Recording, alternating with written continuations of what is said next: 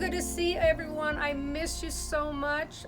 Wish I could read to you in person and have fun and laughs like we had all the time.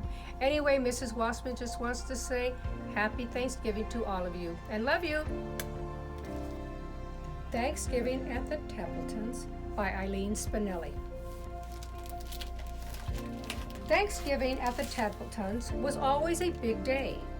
Thanksgiving at the Tappletons meant, of course, the Tappleton family. Mr. Tappleton, Mrs. Tappleton, Jenny Tappleton, Kenny Tappleton, and Grandmother and Grandfather Tappleton, and Aunt Hedda, and Uncle Fritz, and most certainly, of course, the turkey and the trimmings.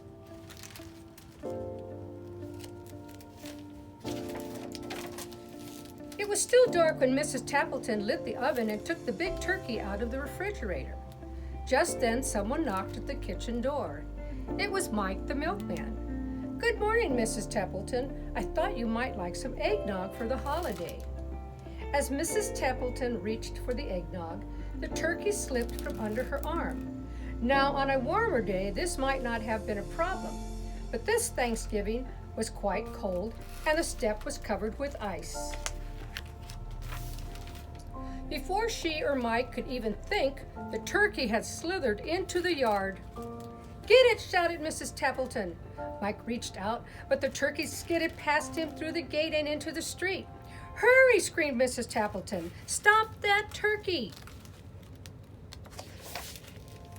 The milkman chased the turkey. Mrs. Tappleton chased the milkman, and the turkey slid down the hill into the pond. Plop! Splash! It bubbled out of sight. When Mr. Tappleton came down to breakfast, he took a long sniff. "I don't smell turkey," he said to his wife. "Of course you don't smell turkey," she replied. "You have a cold." "I don't have a cold," he insisted. Mrs. Tappleton shook some pepper in the air. Her husband sneezed. "See," she said, "you do have a cold." After breakfast, Mr. Tappleton put on his coat and scarf and hat and gloves. "I'm going to the bakery to buy our pies." Mrs. Tappleton handed him his boots. "Wear these," she said. "I know for a fact it is quite slippery out today." Sim's bakery was so crowded, the line reached out onto the sidewalk. Mr. Tappleton hated to wait in long lines, so he went to the diner for a cup of coffee. By the time he got back, the long line was gone, and so were the pies. No pumpkin, no mince, no rhubarb, nothing? Mr. Tappleton was afraid to go home with nothing. "2 boxes tied up with string, please," he said. Mrs. Sims stared at him. "You mean 2 empty boxes?" "That's right." "My, they feel light," remarked Mrs. Tappleton. "Certainly they are light," retorted Mr. Tappleton. "Mrs. Sims prides herself on how light her pies are." Mrs. Tappleton set the table. She called to her son. "Kenny, you may make the salad. There's lettuce in the crisper and carrots and radishes too." Kenny's face grew pale. Just yesterday he had emptied the crisper and fed all the vegetables to the rabbits in Mr. Butterworth's class. How could he tell his mother? He couldn't. So he covered the empty salad bowl with aluminum foil and stuck it in the back of the refrigerator.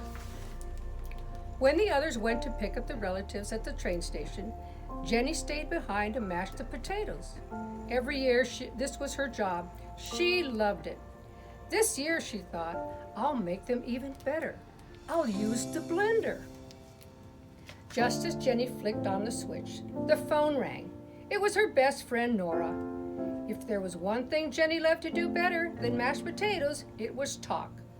Jenny talked and talked and talked to Nora, and she might still be talking today had not a wet glump of something hit her on the back of the head. She turned to see what it was. Splat! Another glump hit her in the face. The blender was going wild and mashed potatoes were flying everywhere. Without even saying goodbye to Nora, Jenny hung up the phone, scrubbed her face, and wiped mashed potatoes from nearly everything in the kitchen. She finished just as the others came back. Uncle Fritz patted his stomach. "I'm hungry," he said. Grandfather Tappleton laughed. "I'm as hungry as an elephant." Everyone sat down at the table. It was a Tappleton tradition for Grandmother to say the Thanksgiving prayer. As soon as the turkey is ready, she smiled. I'm as hungry as 2 elephants, said Grandfather. Mr. Tappleton went to the oven. I'll carve the turkey now.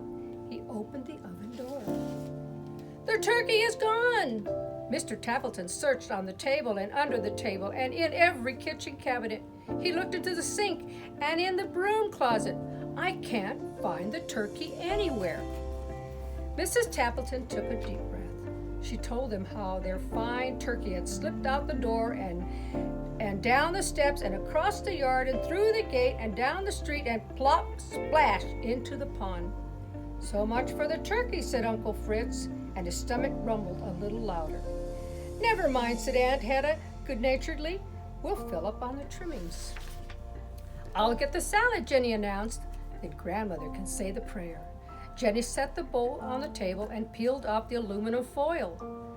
Everyone stared at the salad that was not there. I fed the rabbits at school, confessed Kenny. Uncle Fritz looked downright gloomy. So much for the salad. His stomach rumbled again. I'm as hungry as 3 elephants, sighed Grandfather. Kenny jumped up. We'll have Jenny's mashed potatoes.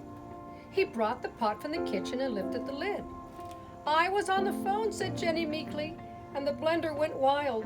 So much for the potatoes, Uncle Fritz's stomach rumbled even more. I'm as hungry as 4 elephants, Grandfather declared. The pies, cried Mrs. Tappleton. I'll get the pies. I'll say grace as soon as the pies are cut, Grandmother smiled.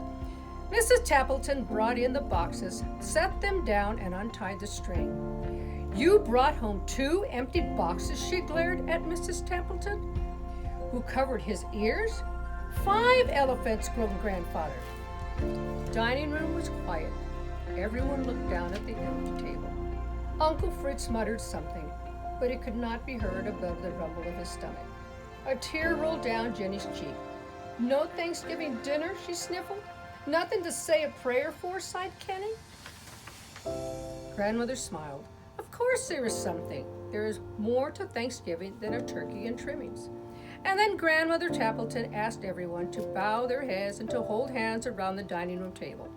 And this is the Thanksgiving prayer, she said. Turkeys come and turkeys go, and trimmings can be lost, we know. But we're together, that's what matters. Now what's served upon the platter? Amen. That was a wonderful prayer, said Aunt Hedda. Mrs. Tappleton jumped up.